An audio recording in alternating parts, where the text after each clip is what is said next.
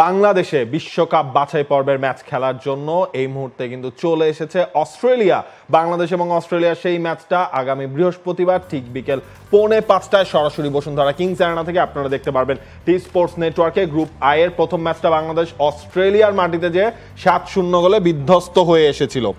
এরপর এখন বাংলাদেশের ফিরতি ম্যাচ ঘরের মাঠে, যেই ঘরের মাঠে লেবাননের সাথে 1-1 গোলে ড্র এবং প্যালেস্টাইনের সাথে একদম শেষ দিকে যে 1-0 গোলে বাংলাদেশকে হারতে হয়েছিল 91 মিনিটের পরে, তাই না? আরো পরে গিয়ে অস্ট্রেলিয়া ওয়ার্ল্ড কাপে সেকেন্ড রাউন্ডে ওঠা দল, এই মুহূর্তে এশিয়ার অন্যতম পাওয়ার হাউস, যে দলটায় একাধিক ফুটবলার আছেন যারা প্রিমিয়ার লিগে খেলেন, মানে এইখানকার প্রিমিয়ার লিগ না, ইংলিশ প্রিমিয়ার লিগ, বুন্দেসলিগায় খেলেন। বুন্দেসলিগা মানে যে একটু আগে আমরা জার্মানির খবর দিচ্ছিলাম না, যে ফ্লোরিয়ান ভার্টসদের কথা, তাদের এগেইনস্টে যারা খেলে। যদিও গোলকিপারের ওই জায়গায় একটা পরিবর্তন এসছে, ম্যাথিউ রায়ান দলের সঙ্গে নাই, আজিজ বেহিশ আছেন, হ্যারি শুটার হামজা চৌধুরীর লেস্টার সিটির টিমমেট তিনি আছেন দলে, গৌথিন জোন্স, আলেহান্দ্রো সিরকাতি, ক্যামেরন বোরহেস, রায়ান স্ট্রেইন, এদের বেশিরভাগ ফুটবলারই ছিলেন অস্ট্রেলিয়ার সঙ্গে, বাংলাদেশের সঙ্গে আগের ম্যাচে।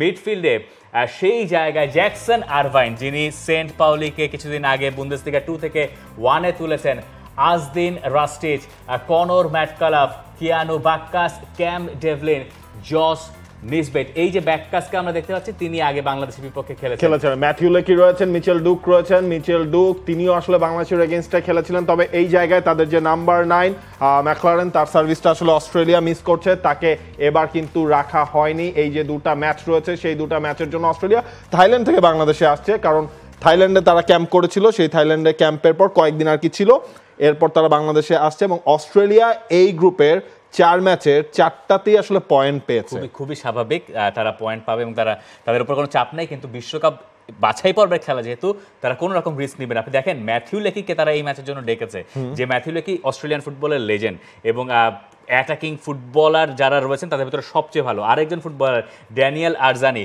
তিনি 2018 বিশ্বকাপে যখন অস্ট্রেলিয়া দলের সঙ্গে গিয়েছিলেন, তাকে ধরা হচ্ছিল যে অন্যতম তরুণ ফুটবলার, মানে ওই আমলের এমবাপ্পেরা যাচ্ছিল তার চেয়ে একটু কম আর কি, অত বেশি না, একটু কম। তিনি অনেকদিন বাদে অস্ট্রেলিয়া দলে ডাক পেয়েছেন। বাংলাদেশের জন্য একটা কঠিন পরীক্ষা, মহা কঠিন পরীক্ষা। বাংলাদেশ হয়তো বড় ব্যবধানেই হারতে পারে, কিন্তু বাংলাদেশের জন্য একটা ভালো অভিজ্ঞতাও বটে।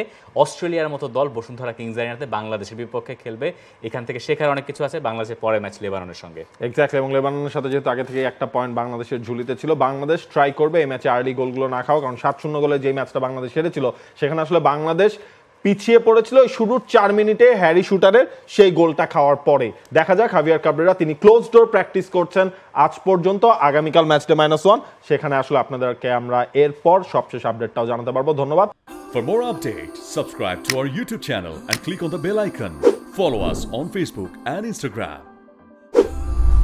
Download T-Sports app to enjoy exciting games and highlights.